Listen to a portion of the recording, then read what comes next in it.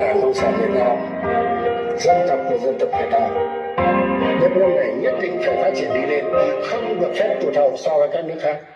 Vì đất nước ta sẽ đi xây đời hạnh phúc cho mai sau.